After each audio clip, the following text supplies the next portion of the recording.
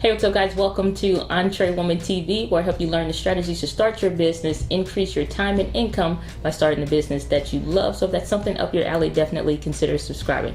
So welcome back to another episode of EntreChats Daily. Today we're going to be talking about some of my favorite budget-friendly beginner camera options that when you're first getting started that I think will work well for a lot of people with a lot of different styles or preferences under $1,000. Now, under $1,000 may seem like a lot of money, but when you're looking into, what specific cameras to get, or you say, well, I really only want to spend $200 to $300, I really think that sometimes those are mistakes. See, can you get away with that? Sure. The Canon M3, which I really love, that camera, the camera body by itself cost about $299 used.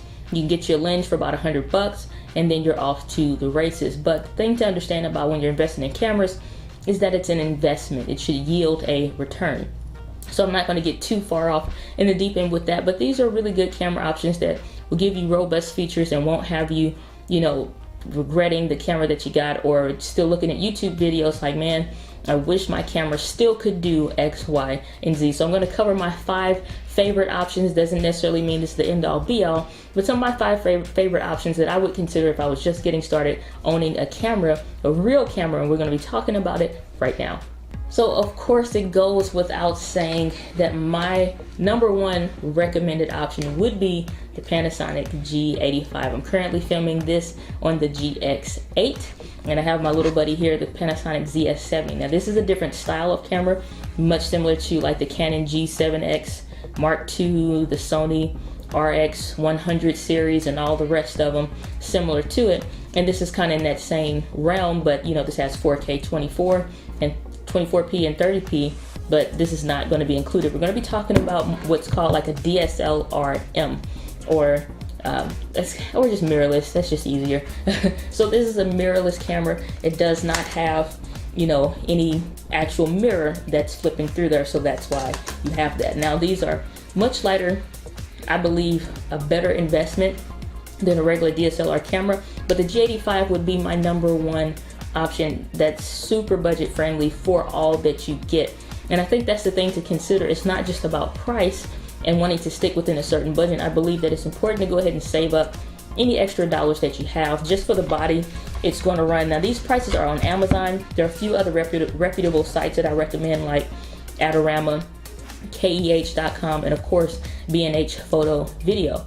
So those are some options to consider if you see used bodies and things like that. Those are specific, camera stores. The used sections are really great. I've ordered from, I think, all of them except Adorama at this point. But again, I've known people that order for them, so they're good to go.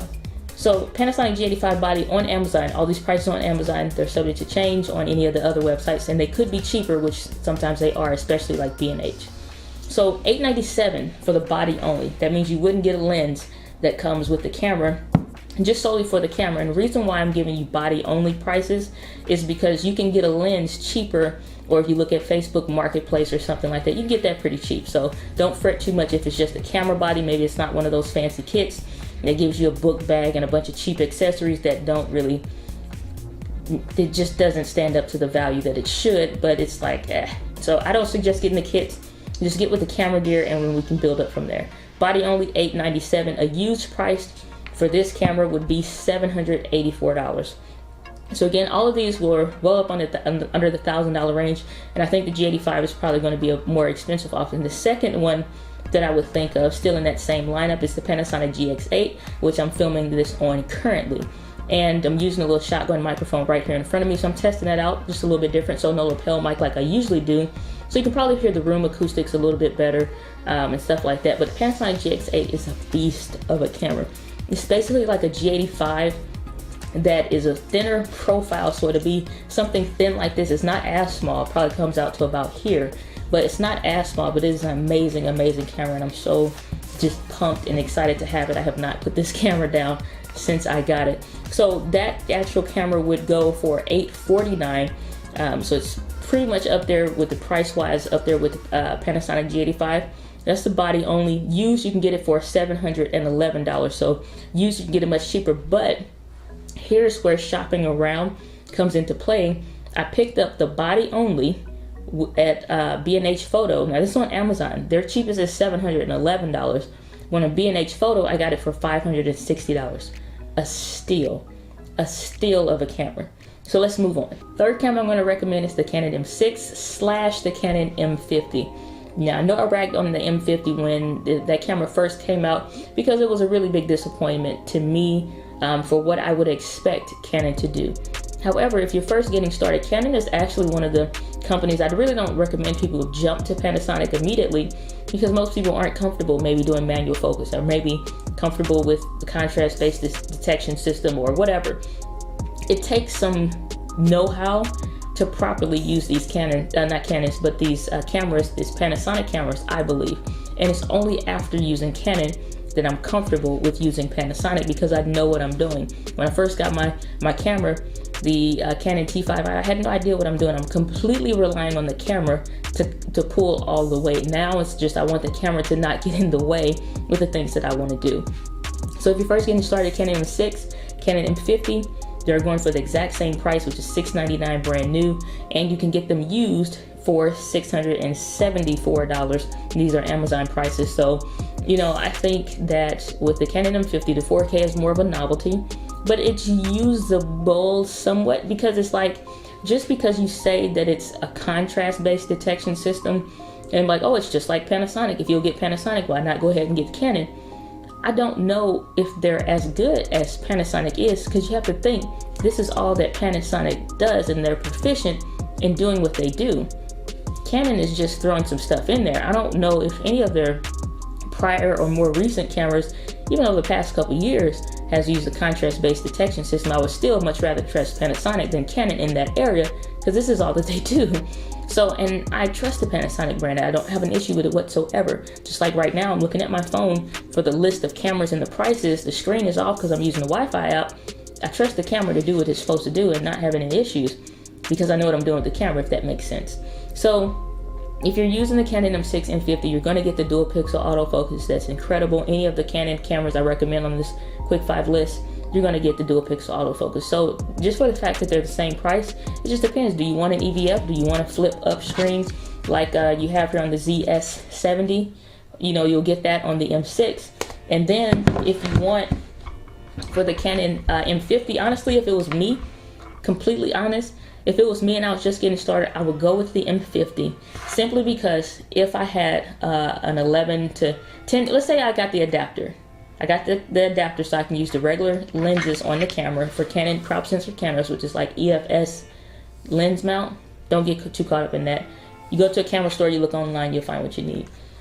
But this flip out screen like this, the very angle screen, I can do all kinds of shots that I would want to on, you know, like Instagram, or just if I want to do vertical video just for Facebook or something like that. This comes in, is really handy. It's really neat. I can put my eye up to it, move it around. It's perfect. I don't know if you can do all that on the M50, but I know just getting used to that as my main shooters, that's what I want. So I would go with the M50 simply because it's the same price as the M6 that is only a 1080p camera. So later on down the road, it's like you can play around with it, maybe get used to manual focus or something like that, but it's there.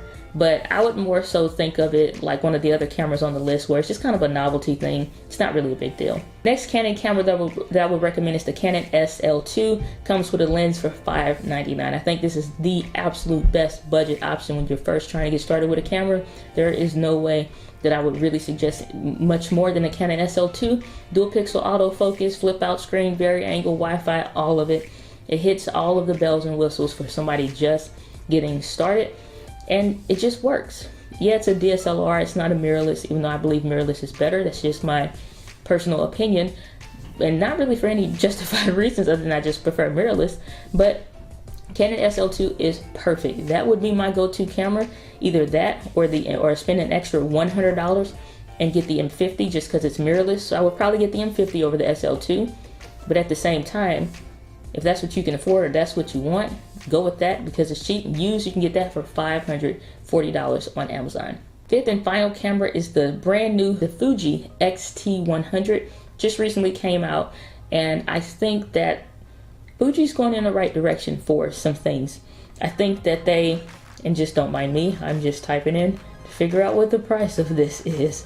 But I think Fuji is headed in the right direction. When you have other camera companies like Canon, you know, playing around with their 4K, it gives other companies that are going to do a budget entry-level camera the right to, you know, play around with their 4K if they want to. And yeah, so $699 is what this camera is going to be going for, brand new.